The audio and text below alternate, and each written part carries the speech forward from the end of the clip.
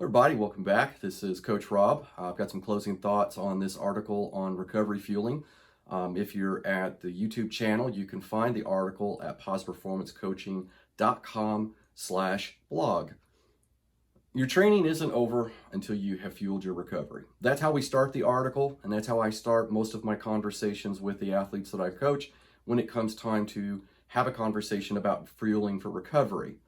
The promises, the timing, how often, links to ingredients and other helpful kitchen items that I use are all listed in that article at Pause Performance Coaching.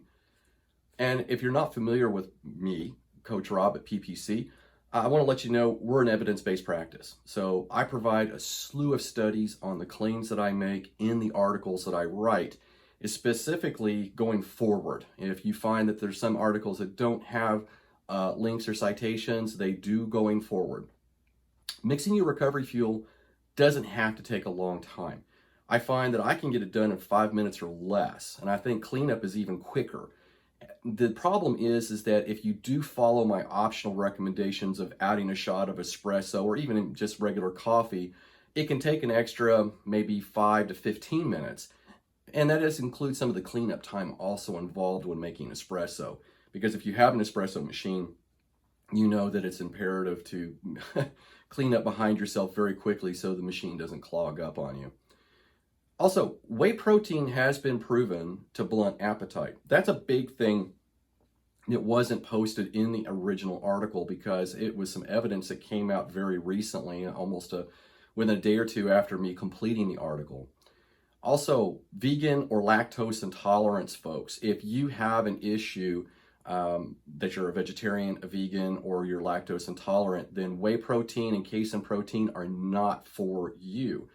Instead, what you can look into is stacking a rice-based protein, a pea-based protein, and or a soy-based protein. Another recent study came out that discovered that stacking plant-based proteins together like this may actually have better benefits than just using a whey protein or a whey isolate or concentrate. The other question that I get quite often is collagen, hydrolyzed or a peptide. And quite honestly, they're one and the same. I don't know why some manufacturers will call collagen hydrolyzed and others will call it a peptide, but they do.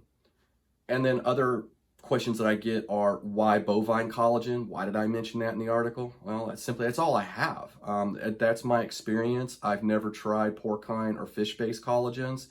And the basis of it is quite simply, that's what was available initially. And then finally, whey and collagen taste, smells, and consistencies. Also not mentioned in the article, just for timeliness and trying to keep it pretty short, is this. I've never had an issue with a whey concentrate or an isolate or even a casein for that matter having any kind of an odd smell or taste or even a consistency issue. And I've even mixed it with water with little or no problems.